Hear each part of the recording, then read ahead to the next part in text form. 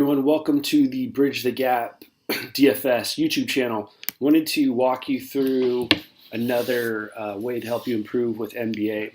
Every day it's going to be my goal to talk about something that happened the night before, just to give you guys a handful of things to just continue to get better, little tidbits that will help you move from a beginner to an intermediate to borderline expert. So we're back here at Fantasy Labs. We've been doing a deep dive on them for the past week or so.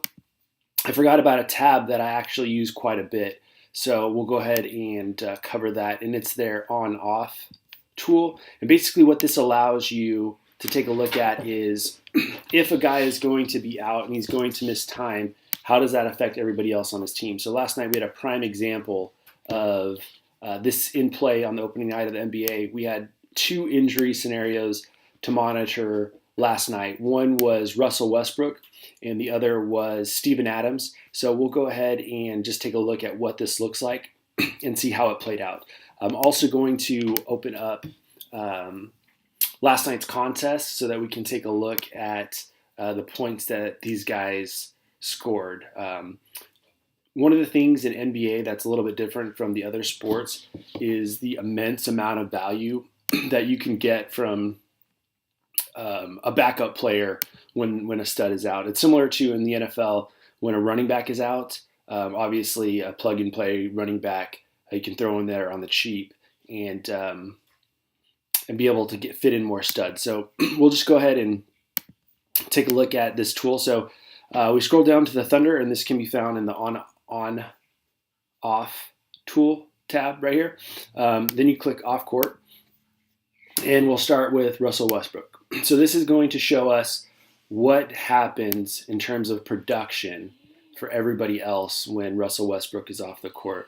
So this is based off of last year's numbers. So Carmelo is not on the floor not with the Thunder anymore. It's with the Rockets. Brewer's not with the team anymore. So the first things that we have here are Paul George and then Terrence Ferguson.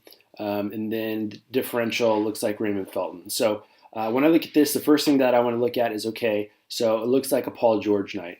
So Paul George, when Russell Westbrook did not play, scored about 45 points. So let's look at his stats with Russ on. So Paul George averaged about 8 points less. So we'll go ahead and take Russell back out. We'll go to last night's lineup. Paul George, like clockwork, 44.5 points. So Paul George was a nice play last night. The other thing that we can take a look at is, okay, well, Corey Brewer's not with the team, and Raymond Felton was the backup. Who's the backup now?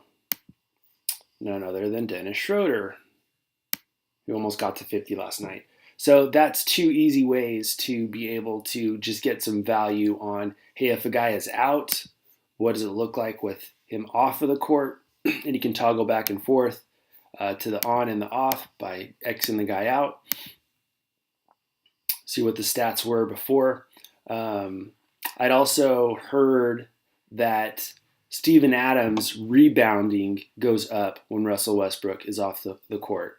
So I was able to look that up. Okay, so we're going to look at his, where's it at? His rebounding percentage. Steven Adams, 15.1%.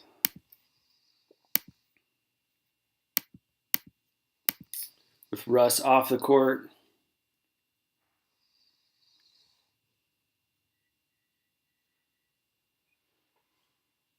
goes up slightly. So there's some truth to that. And Adams was a great play last night as well. So that's just a quick little tip for you guys every day. If I come across something in my own play that is not known to a player looking to learn more about DFS, I'm happy to cover it for you. So that's today's lesson, how to use the on-off tool, what it means, and where to find value when playing DraftKings DFS NBA. If you have any questions, feel free to email me. If you have any topic ideas that you'd like covered, send me a tweet at SwimJG. Talk to you guys soon.